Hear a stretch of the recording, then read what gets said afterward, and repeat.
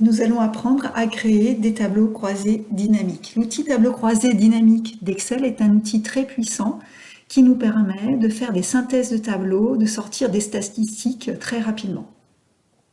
Donc, pour créer un tableau croisé dynamique, au départ, vous avez donc une liste de données dans une feuille de calcul. En l'occurrence, ma feuille de calcul s'appelle Vente et sont recensés dans un tableau différents produits vendus, lave-linge, lave-vaisselle, congélateur et réfrigérateur. Sont conservés donc les dates des ventes, le montant des ventes, le nombre d'unités vendues, ainsi que le représentant qui a effectué la vente. Vous avez donc en tête de colonne ici les noms des champs. Pour créer un tableau croisé dynamique, il suffit au départ de sélectionner une cellule de votre liste, une cellule du tableau. Une fois qu'elle est sélectionnée, vous allez dans l'onglet Insertion et vous avez donc ici un bouton Tableau croisé dynamique. Une boîte s'affiche dans laquelle Excel, vous voyez, a repéré, a sélectionné la plage. Donc la plage A1 à E49, donc il recherche en fait toutes les cellules contiguës. Donc cela nécessite forcément qu'il n'y ait pas de ligne vide dans votre liste, dans votre tableau, ni de colonne vide. Le tableau croisé dynamique sera créé par défaut sur une nouvelle feuille de calcul. On laisse ça pour l'instant. Vous faites OK. La feuille qui va accueillir le tableau croisé dynamique s'appelle feuille 1. Je la déplace juste après ma feuille vente. Je garde toujours ma liste de données en première position et mes tableaux croisés dynamiques peuvent être positionnés dans différentes feuilles à la suite. Vous avez ici ce qu'on appelle un squelette de tableau croisé dynamique qui pour l'instant n'est pas renseigné.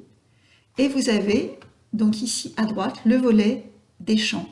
Vous remarquez que vous retrouvez ici donc nos en-têtes de colonne. Attention, si ce volet-là n'est pas affiché, c'est parce que j'ai sélectionné une cellule en dehors de mon squelette de tableau croisé et donc mon volet des champs n'est plus affiché. Je reclique ici, le voilà à nouveau. Donc le premier exercice que je vous demande, c'est de créer un tableau croisé avec en zone ligne les produits et en zone valeur la somme des ventes. Vous voyez qu'ici, vous avez différentes zones qui s'appellent colonnes, lignes et valeurs. Donc ici, je prends mon champ produit que je glisse en zone ligne. Et vous voyez qu'Excel a déjà fait une synthèse. Il a repéré qu'il y a 4 produits différents. Si je veux donc faire la somme des ventes, je prends mon champ vente et je vais le glisser dans ma zone valeur ici. Excel fait la somme automatiquement. Vous avez un total général 183 280, c'est la somme des ventes pour tous les produits et tout représentant confondu. Je vous demande ensuite, au lieu d'avoir en zone ligne produit, de mettre représentant. Donc il suffit pour enlever un champ et le remplacer par un autre, je peux prendre mon champ produit ici et le glisser dans cette partie-là. J'aurais pu aussi, je le remets, tout à fait décocher ici la case, c'est exactement la même chose. Je prends donc mon champ représentant et je le glisse en zone ligne. Je retrouve mon montant des ventes totales pour mes 2 représentants.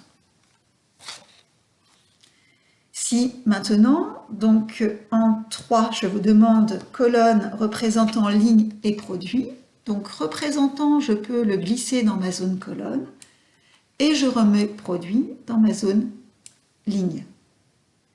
Et du coup, j'ai toujours mon total général, mais avec une répartition par produit et par représentant.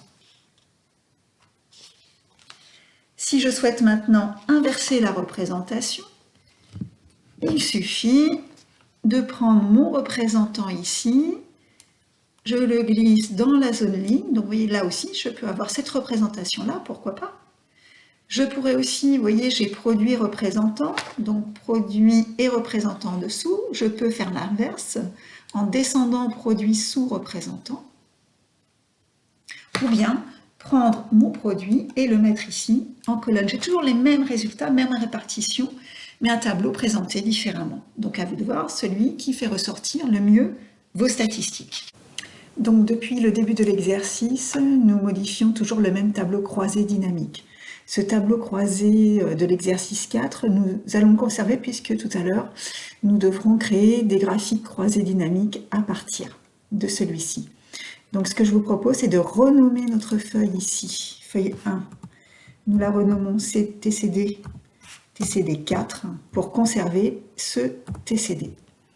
Et pour faire les exercices suivants, nous créons un nouveau tableau croisé en repartant de notre liste de données qui se trouve dans la feuille vente. Donc, restez sélectionné sur une cellule du tableau et vous refaites insertion, tableau croisé. Donc, sur une nouvelle feuille de calcul, on valide. Vous avez donc une feuille 2 que vous déplacez après TCD 4. Donc sur ce tableau croisé dynamique, nous allons voir maintenant comment résumer donc vos résultats avec d'autres fonctions que la fonction somme. Nous allons utiliser les fonctions moyenne, max, min que nous avons pu étudier ensemble sur des tableaux précédents. Donc l'exercice 5, on place le champ représentant en colonne, en ligne les produits et toujours nos ventes résumées, donc par défaut, toujours par la fonction somme. Pour avoir la moyenne des ventes, donc pour changer la fonction, il existe plusieurs méthodes. Celle que je vous montre, c'est en clic droit sur une des valeurs de votre tableau. Et ensuite, dans le menu, vous avez la commande synthétiser les valeurs par qui vous donne la liste des fonctions les plus courantes. Donc je vais prendre ici la fonction moyenne. Et du coup, vous avez la moyenne des ventes qui, par contre, ne sont pas bien présentées puisque vous avez parfois plusieurs décimales. Nous n'avons pas d'espace entre les milliers. Donc, pour mettre en forme nos résultats, nous allons faire clic droit sur un des résultats, format de nombre, et ensuite, vous prenez catégorie nombre, on va enlever les décimales et prévoir un séparateur de milliers pour avoir un espace ici entre les milliers. Du coup, nos résultats sont beaucoup mieux présentés. Alors par contre, ce qui ne va pas, que veut dire donc un total général de moyenne? Ça ne veut rien dire. Donc sur ce tableau croisé, nous pouvons enlever le total général en colonne et en ligne. Donc pour ce faire, vous avez donc ici, dans vos outils de tableau croisé, vous avez un onglet Analyse et un onglet Création.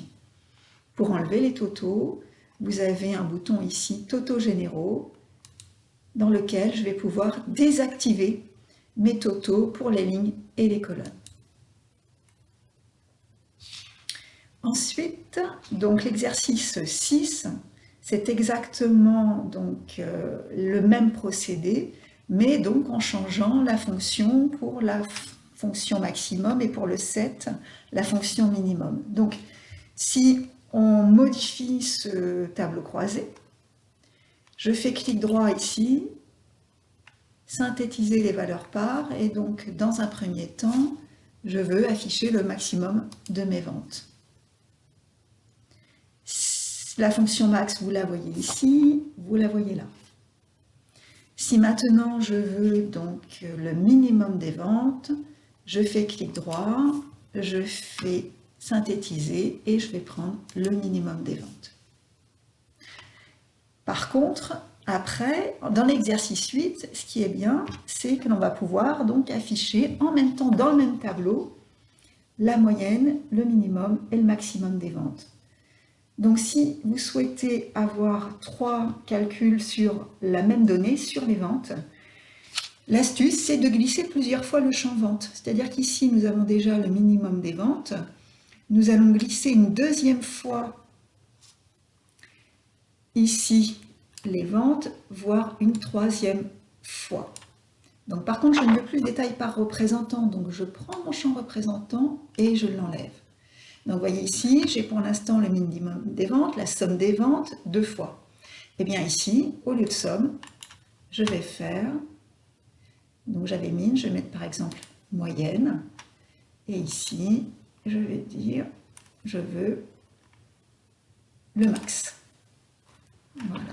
Donc si je veux mettre en premier la moyenne, je peux glisser mon calcul au-dessus ici. Voilà. J'ai la moyenne, j'ai le min et j'ai le max.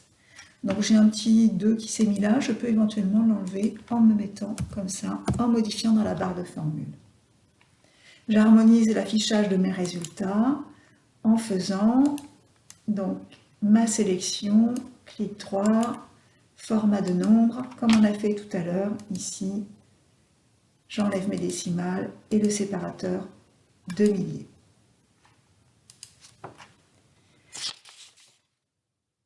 Ensuite, en 9 et en 10, c'est exactement les mêmes résultats, mais présentés différemment.